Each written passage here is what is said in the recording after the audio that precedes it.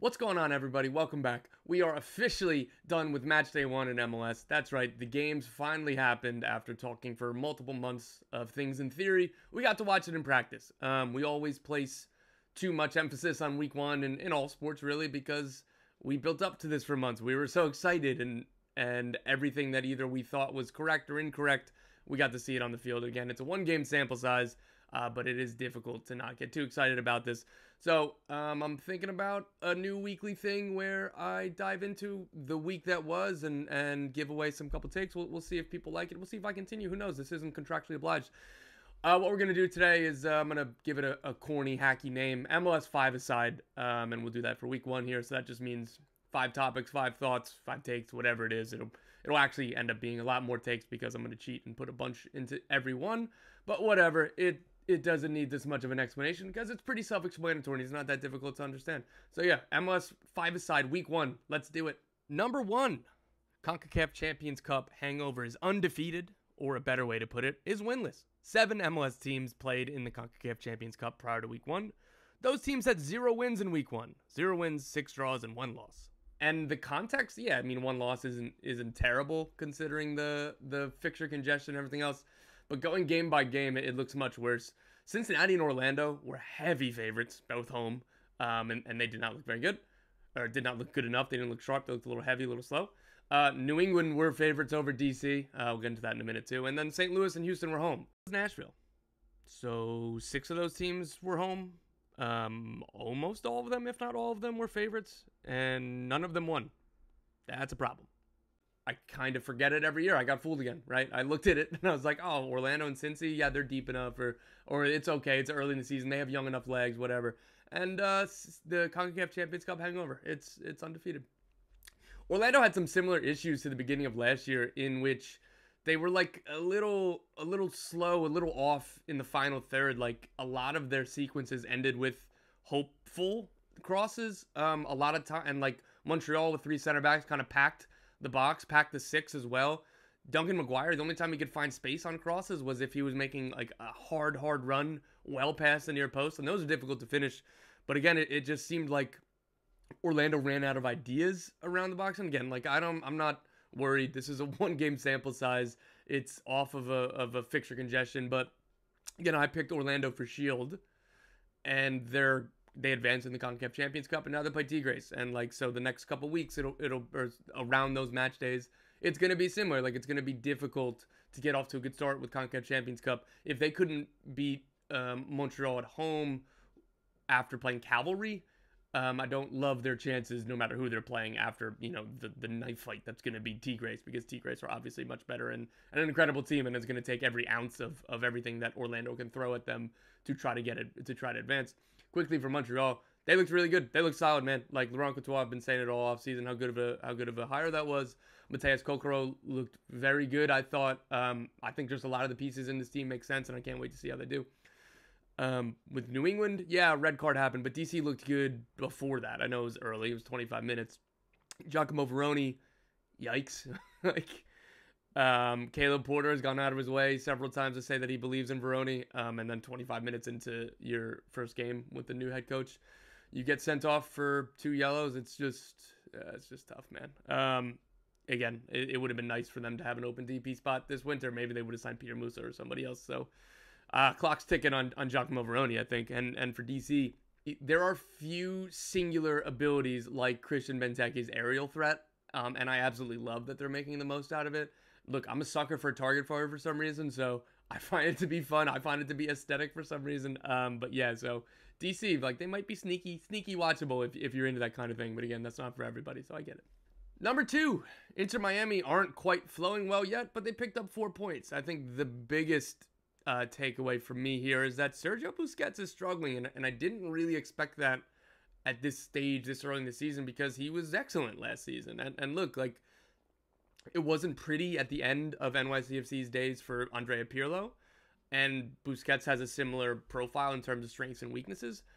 I still don't think that Busquets is anywhere close to that stage of his career. Like, I still think that he's absolute quality, but I'm a little bit worried. Like, he gave the ball away a ton against the Galaxy, which is surprising. Again, you know the drawbacks that come with him in the midfield if he's not kind of dictating the game with possession, then it's difficult because he's doesn't cover much ground defensively. Again, I'm not entirely worried. I'm just surprised, and I think it's definitely something to monitor here. But again, Miami picked up 4 points. They got lucky against the Galaxy that the Galaxy didn't put that game away in the first half, let alone towards the second half.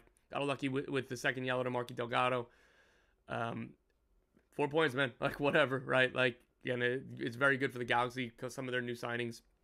Mickey Yamane looked really good in particular. Joseph Pansel and Gabriel Peck looked exactly like we kind of hoped or thought that they might. So disappointing for the Galaxy not to get 3 points, but positive takeaways there. And again, it'll take a little while for me to get worried about Miami for these performances if they don't kind of turn around, or if Busquets really does look turbo washed in like another few weeks. But again, I'm trying to not place too much into, again, 180-minute sample size here. Number 3 in our MLS 5 aside from week 1. Columbus Crew's style might make it even easier for them to challenge for multiple trophies. It's not a great deep take that nobody was thinking of, but I think it's worth being said because I had Columbus. Like, I think that they're one of the best teams in the league. I've said that over and over and over again. I figured that because of the other competitions they're in and probably placing more emphasis on those, particularly at the beginning of the season, in the middle of the season, like Leagues Cup and CONCACAF Champions Cup, that they might suffer a little bit in league play because I don't know if they have, like, you know, the Shield. Orlando seems like a team that would chase the Shield harder than, say, Columbus. I may be wrong just because, like, the way that they dominate and control games, it should make it easier to compete on several fronts. Like, they absolutely suffocated Atlanta. They were like a tsunami, man. Like, I don't understand how it seems like they have more players on the field everywhere. Like, in defense, it seems like they have more. When they overload one side, they obviously feel like they have more. They play out of tight pressure, hit a big switch, and boom, they have another overload on the other side. It's just, it was a really good performance. It was as ho-hum of a 1-0 opening day win as you could kind of get. Again, they didn't even look like the best versions of themselves against Atlanta in that 1-0 win. They also have more depth this year than they did in the past. And again, like, Wilfried Nancy is a cheat code. Anybody you give him is going to play to 100% of their ability. Jason Russell-Rowe was starting at center forward, and I think that Christian Ramirez should have started, or Alexandre Matan maybe. And, like, Jason Russell-Rowe looked very good. Like, they're going to be able to rotate. There is no replacement for Cucho Hernandez, obviously. There is no replacement for Darlington Nagbe, obviously. But up and down this team, I think that they'll be able to get away with games if and when they need to rotate those two players. And I will say Nagbe has been one of the most consistent players in the league, both in terms of availability and quality. So they might not even need to worry about rotating him too much, if at all. And Cucho's young, and again, they have a lot in attack. I don't know, man. Like, I was very high on Columbus, but I don't think that I was high enough in my preseason prediction. So I just want to get out ahead of that here after week 1. Number 4, the New York Red Bulls didn't score against Nashville, but I really liked what I saw. Look, on one hand, you could say same old Red Bulls as last year. They kind of controlled the game, but they didn't score. 0-0, another draw, like 1 point that should have been 3, whatever. I think that this was different because last year it was more anemic and it was about having less quality. They clearly have the quality now with Emil Forsberg. He looked really, really good. He looked a cut above on his debut. If he plays like this, and again, if Lewis Morgan can give them, anything this year after being injured more or less all of last year, the attack is going to be fine. And just fine is going to be good enough to have this team threat for top 4 in the East, even though how hard the East is going to be this year because the defense is elite. And if Forsberg is that singular talent, they're going to be really good. And again, I still think that Dante Van Zier is going to come good this year. Van Zier hit the post, Forsberg hit the crossbar. I believe Manuel did as well. Like, if you had the same chances, 9 times out of 10, the Red Bulls win that game. Nashville, I don't think that they got their first shot on target until the second half. I don't know. Don't quote me on that. It was clearly all Red Bulls. Again, I know Nashville were missing a bunch of players, and that made it difficult, including Hani Mukhtar, Sam Surge, Walker Zimmerman. They're 3 DPs. I get it. Like, all of those caveats notwithstanding. But I think last year, same concept, Red Bulls would have struggled to create the chances that they did. Red Bulls didn't have John Tolkien. I think that he fits well with fits perfectly, with Emil Forsberg, because he'll be the overlapping threat on the left, and then Forsberg can just dominate in those little half spaces in the channel, between where a winger and the number 10 would be, and like underneath the forward. I think that's all really well. I'm bullish on the Red Bulls after week 1. And our last takeaway, number 5 of MLS 5 aside, Austin FC are the clear favorites to win, air quote, the wooden spoon. It was a really disappointing first game for them, and fans are upset, and patience is gone. And this team, it matched confirmation bias. Sure, this team doesn't have much talent, and it sure looked that way at home against Minnesota. Minnesota dominated. First and foremost, Sebastian Driussi didn't play. That's got to be said in any takeaway of this game. I understand, but they were at home to a team that didn't have Emmanuel Reynoso, didn't have Bongi, and they still don't have a coach. And they completely dominated Austin. Like 2-1 did not reflect like the tenor of that game. Austin clearly are going to be at a talent deficit more often than not this season. Two of their DPs are Emiliano Rigoni and Alex Ring. It's dire. Days like this when Sebastian Driussi isn't playing, it's bad. Like, again, there's some talents to like on this team, like every other team, but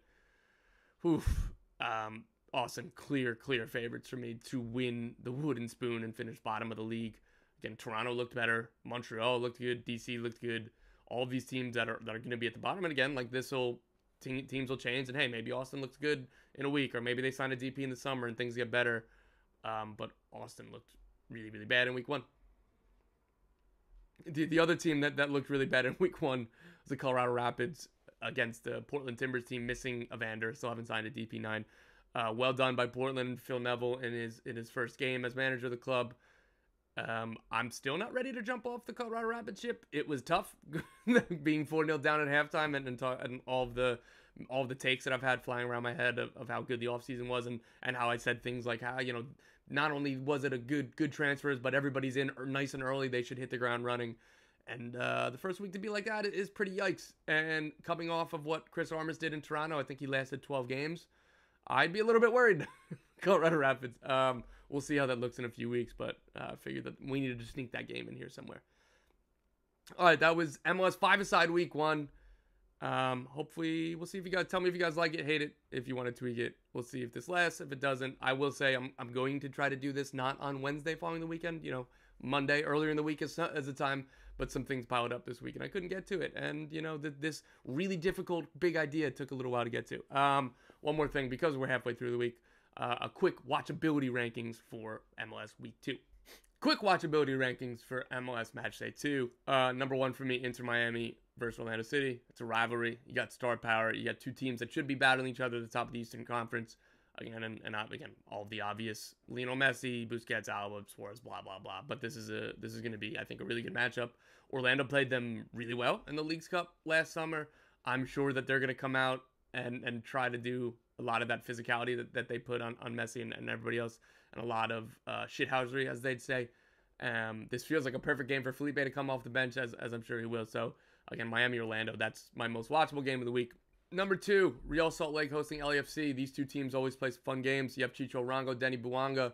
This is going to be a fun one. There's star power. There's two styles that should go against each other. There should be chances, right? Like LAFC are going to want to play in transition as they always do. Love seeing Edward Atuesta back out there.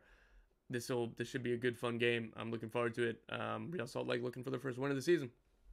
Number 3, FC Dallas for CF Montreal. This is low-key a good one, particularly with Peter Musa arriving a little earlier than expected for Dallas. He's been in training. Nico Estevez already said he'll be available to play like after a couple training sessions. So as long as there's no injuries this week, he'll be good.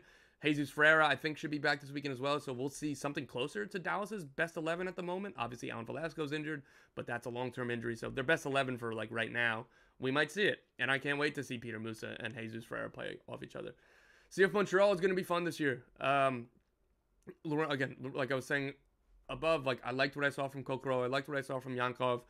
We'll see if Laurent Courtois gives Opoku a start in this game and see how he kind of changes up the 11 or whatever. But I think they're going to try to play. They're going to be competitive. I think that should be a good game. The two styles, like they're both playing 3 at the back. We'll see how that kind of tactical battle goes against each other. Hopefully that doesn't lead to a lot of redundancies and maybe a 0-0. But I don't know. I think that this one should be good.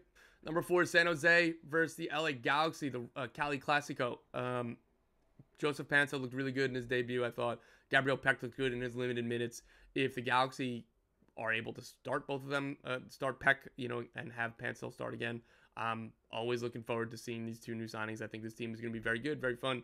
And San Jose are going to have a lot of opportunities in transition with Christian Espinoza. Maybe Amal Pellegrino gets his first start as well. this should be a good one, and I'm looking forward to it. Lastly, number 5, Sporting Kansas City hosting Philadelphia Union. If for no other reason than the Union just played 3 insane games to start the season, it'd be silly to overlook this one. I think 6-5 was the aggregate against Saprissa in CCL, and they tied Chicago 2-2 in their first game of the MLS season. So Philadelphia Union right now apparently are playing wide open games for, I know that Jim Curtin and the coaching staff must be pulling their hair out, because this is a team that prides himself defense first. Even 2 years ago when they were scoring 1,000 goals in a season, what they cared most about was defense. That's their identity. So they must be going crazy about all these goals conceded. But hey, for neutrals, it's fun. SKC Philly, let's see if there's more goals. All right, everybody, that'll do it today. Sorry it's a week between videos here. Whatever, who knows. We'll try to keep you on your toes. Should be more to come at the end of the week here. So let's look forward to MLS Week 2, whatever else comes up. I think the Football Manager update is winter update is coming soon. And after that, I'm going to try to figure out how to do a Football Manager video stream, something. Try to do something fun, sim the season. See what else happens. Hey, who knows? We'll keep it interesting. We'll try. Cheers.